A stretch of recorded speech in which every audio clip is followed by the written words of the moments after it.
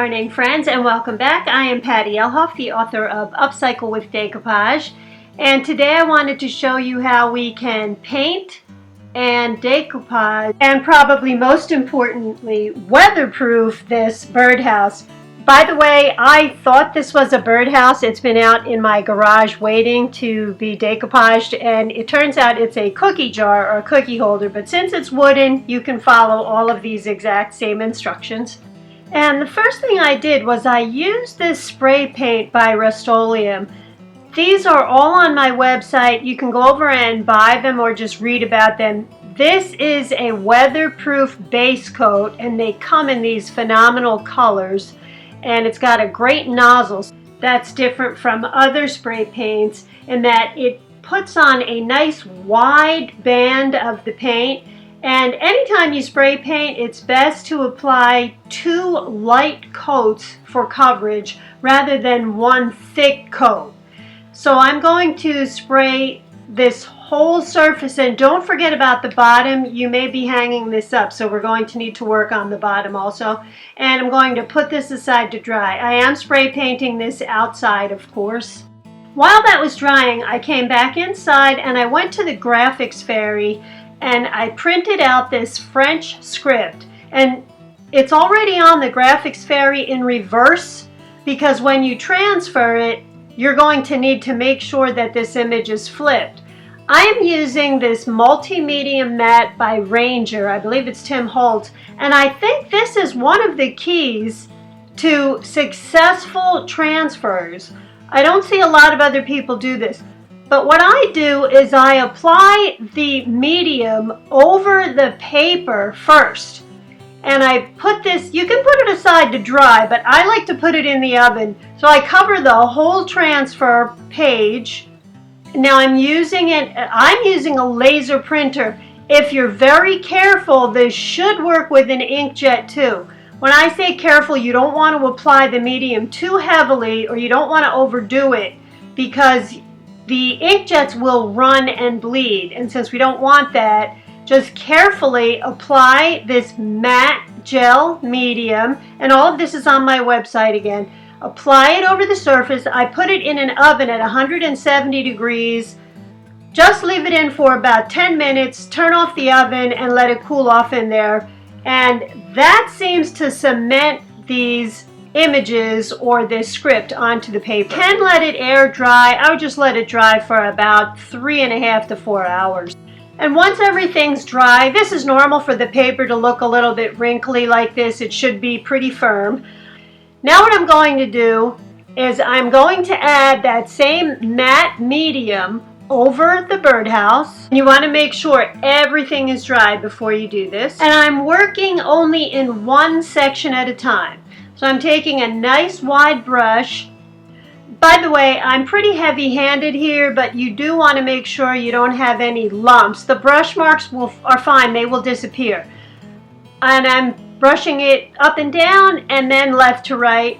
And now I'm going to lay my paper down over that wet gel medium and press this down thoroughly. You may want to use a hard brayer here, but what I have found that works really well is I spray, and this is a very fine mist of water, I spray water over this.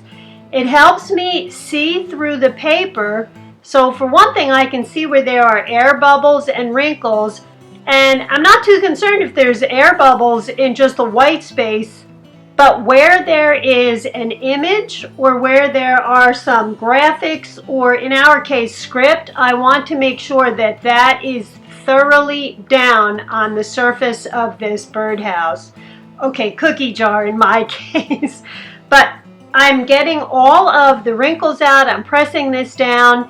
One thing you want to be really careful about, don't get any of the gel medium on this back part of the paper. You shouldn't, because you're just covering this one section, but just make sure you don't get any of the medium on the back, or it will stick and you won't be able to remove it at all. And I'm going to do this around all 4 sides of this, and I'm going to work on the top, and I'll show you how I worked on a couple of uneven areas. So up here, do you see these two holes? This is similar to the hole that you will have in the birdhouse, and I'll show you how to work around this. And the first thing you want to do is you apply medium and just go right over the hole in the birdhouse. And same thing, if you've got any of these edges that are a little curly or not quite straight, just go right over them with the same gel medium, working in one section at a time. Then I laid my script face down and I overlapped the top and the sides a little bit because this is a little bit of a unique design. And what I did then was I put the water on it and followed those same steps so that I could just remove any of the air bubbles or wrinkles. And I went right over those holes that I showed you before that would be the same as your the hole in your birdhouse, the opening for the birds to go in and out of. So I placed this down, I wet it, I removed all of the wrinkles and the air bubbles. And if you have any curved edges like I did, I just made little slits along the side and curved the paper over the edges like this. And I went back to the bottom half that I had just worked on, and I just took a nail file and I just went straight along the edge and filed off that excess. And just like with decoupage, you want to make sure you get these ends down. So I went around this whole surface. I finished doing the tops, the bottoms, and all of the sides with the French script, and then I put this aside to dry. And you can see that it's completely dry. And I went back in again with that very fine spray mist, and I sprayed the surface where I am now removing the paper. And you might have to keep spraying it. I started out with my finger. I always prefer to use a damp, rough rag doing this. And since you apply that first layer of the gel medium to the paper, this script or whatever you're transferring becomes a lot more sturdy. And there's the hole where you can see there's nothing there, but the script went right over it. So if you're working on a birdhouse and there's a hole there, you can just remove all of this excess paper. So I moved on to the rough rag, and the same steps, though. You want to spritz the paper, use the damp rag, and rub away all of the paper so that all that shows beneath will now be your script and the color that you spray painted onto your birdhouse. Once that's all dry, you want to take a close look and see if there are any paper scraps left. A lot of times there's a little bit of paper left behind, and you can file into these areas. You see where the holes are in the top there? I just used a thin nail file and went in there and filed those away. But make sure you remove all of those little paper pieces that are still stuck on. And now that everything's dry, I'm going to decoupage on here, and I'm using 2 different napkins. And to cut this pattern out, I didn't want to separate the napkin yet. If you're going to cut out your napkin, you would want to make sure you haven't separated it. Cut out the images that you need. Same thing with this second napkin that I'm using. And after I was done cutting everything out, I dampened my fingertips and separated the napkin by going to the corner edge and pulling it apart like this. When you dampen your thumb and your pointer finger, it makes it a lot easier to pull these apart. And then I wanted to place this over the area where I wanted the napkin to go. And I am using a dishwasher safe Mod Podge.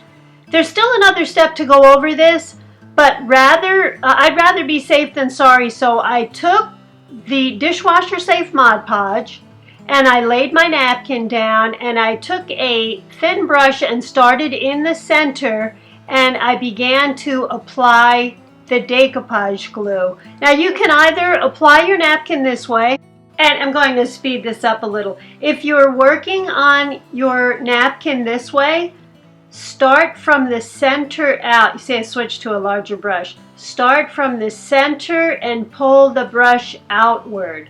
And you can pull on the napkin a little bit, just lightly, so that you don't have any wrinkles. If you pull too hard, which I found out the hard way, the napkin will tear, especially along the crease there. Or if you prefer, an easier way to do this is to apply the decoupage glue down onto your surface, then put the napkin down over it and tamp it down lightly, but then take a piece of saran wrap and pull it tightly over just the top here and press out any wrinkles. And don't worry about the excess on the bottom there, and then we'll put this aside to dry. And for the top part here, I wanted to break up the pattern a little bit, so I just added some butterflies from a different napkin but with similar colors.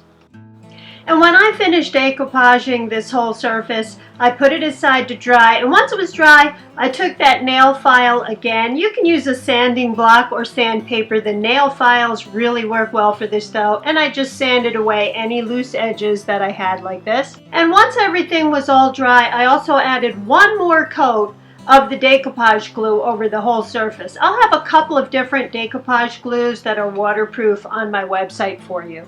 I took this extra step and I added these Faber-Castell gelatos to the surface. These come in the most beautiful colors, and you could call them in essence watercolor crayons. That's really what they work like. So I found the colors that match the napkins the most, and I went along the edges and a few different places, and I'll show you what happens here. You can apply these different colors, and then you either wet your fingers, some people use a baby wipe to do this, and you blend in the colors. You can also use a paintbrush. So you'll just watch how these work as I do this and get an idea for yourself how you like these.